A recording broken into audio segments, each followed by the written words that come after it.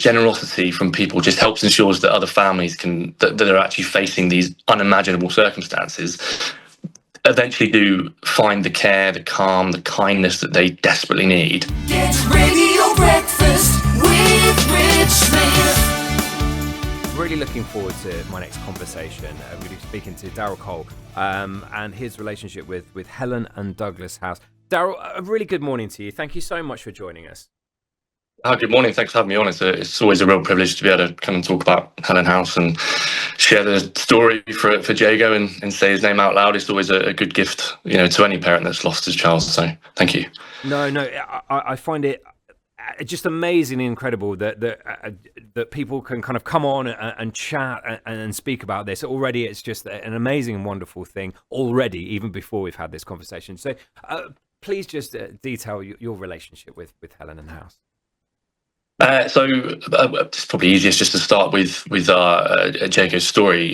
So Jago was born in April 2023, completely normal pregnancy. Had no idea about any problems. We kind of first knew something was going on when he first was born, and he had a few orthopedic problems and kind of normal things that you might expect. We had kind of our initial baby checks, and there was a couple of things they thought, we'll just get it checked and refer you to just kind of make sure everything's okay.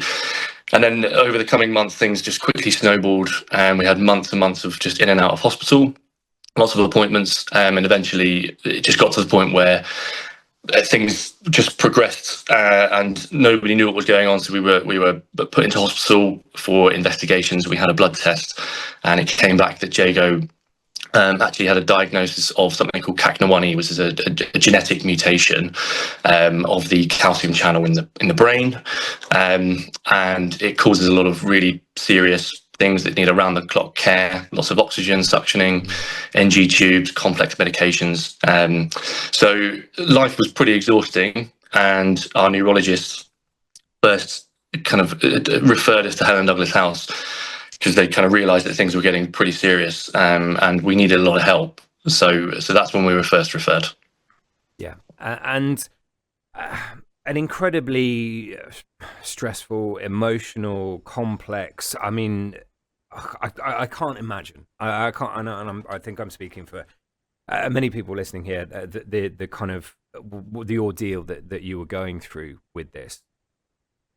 When you get referred to somewhere like Helen House, how does that make you feel with everything that is going on around you, and that kind of almost that first meeting, that first kind of door opening kind of exercise that happens at Helen Douglas House? Just sort of, if you can describe that would be amazing.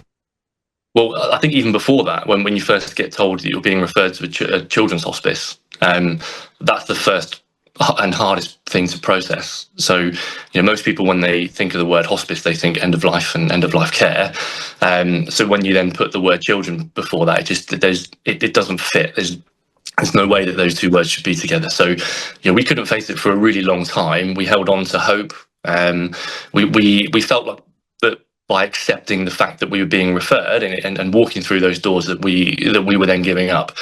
So it took us about 3 months to actually find the courage to even walk through the doors of Helen Douglas House. And like many people, we really feared that we'd be stepping into one of the saddest, most depressing, darkest places in the entire world. But actually, as soon as we walked through the doors, we soon realised that we couldn't have been more wrong. And the way that I generally try and describe it to people was just to try and give people an insight through my daughter's eyes, who's now 4, so Jago's sister, and she would come away every time from the hospice and tell all her friends and family about this holiday home that she would go to with magical toys everywhere and arts and crafts at her fingertips, and nurses who would play with her and dress up with her, and they were her best friends. And it just gives you an idea that this place is the complete opposite to what you really think.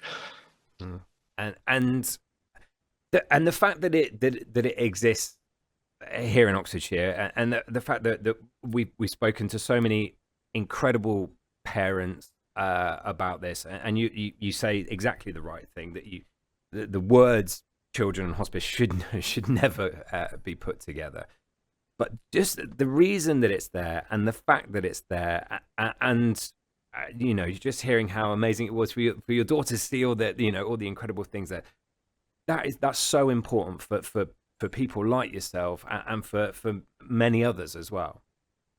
Yeah, completely. I mean, like I say, we were in a position where we never thought we would be. We felt very lost. This diagnosis of CACNA1E is extremely rare. So even the geneticist had no idea, really, had never heard of it before. You'd Google things, you'd have no idea what to do. So we were battling against all of that, and we just felt like no one really understood. But when we got to Helen Douglas House, they met us with such compassion rather than pity, which is kind of what we had experienced a lot. And they had this deep understanding that we'd never really experienced before. So that went a really long way. And one of the biggest things for us is that they didn't see Jago as a diagnosis, they saw him as Jago. So they would hold him, they played with him, they bathed him, they sang to him, they did everything that you would expect your family members to do with him. They made space for his sister to be a child again. They made space for us to be parents again, not just carers. They gave us 24/7 contact to a service that you'd never see it anywhere else, where we could call up at any time of the day. Regularly we'd call at 2 a.m, 3 a.m, and be able to speak to a really specialist doctor and help us with medications and things at home when we were just completely lost.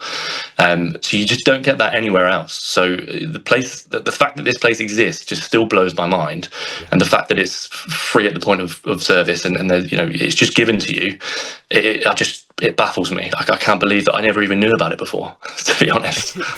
I mean, it's funny sort of saying that. It baffles a lot of people as well, because it is this free service. It is there to help, and it's the complete opposite of what you expect and what you think, and all of the things that you've mentioned. You never actually quite believe, and you kind of actually go, and we're talking about an extremely sad story, but we're both here with smiles on our faces, with memories and incredible things about Helen House, and the fact that it is there.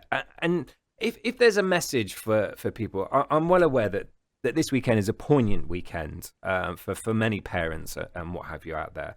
If there is a message that you can send to the whole of Oxfordshire right now, what would it be? Well, I think my message would be, but this is why I do this. This is why I put myself forward and volunteered to help Helen Douglas House. That's why I'm doing things like this, and I've got this whole day that I'm doing today is filled with similar things, because places like Helen Douglas House only exist because of fundraising and donations and people who show up and care and give, and experiencing just how important that service really is to people like me. It's something that people need to know more about, and I wish that there was more of this. And I will do this until the day I die. I will go out there and I will show people and I'll tell people about this forever, because I wish that I knew more about it before, and I feel a bit naive that I didn't. It's right in the heart of Oxford, and we're so lucky that we've got it on our doorstep. And you hope that no one ever has to use it, and you definitely hope you never have to use it. But when you do, you realise how important this kind of service is. And there are so many incredible charities out there, and so many other, I say so many, there's not that many children's hospices around the country, and we're very lucky that we do have that on our doorstep. So I think the generosity from people just helps ensures that other families that are actually facing these unimaginable circumstances eventually do find the care, the calm, the kindness that they desperately need. So yeah, I just really want people to know more about it, and I just wish that they did. No, and doing things like this, it still blows my mind that you can come on, Daryl, and speak about the wonderful Jago as well, and just it's incredible. You're doing such an amazing job, and people like yourselves put that message out there to everyone, and it will have huge effects. For people listening to this right now, I know, and even myself included, you can hear the voice going. So thank you so much for joining us this morning. Really appreciate your story, and thanks for that, Daryl. Thank you for having me. It's amazing stuff, isn't it? It's a beautiful and incredible place, Helen Douglas House. And as Daryl said, you hope you never have to use it, but when you do, my goodness, they are incredible people. It's amazing. Daryl and Jago'sStory there.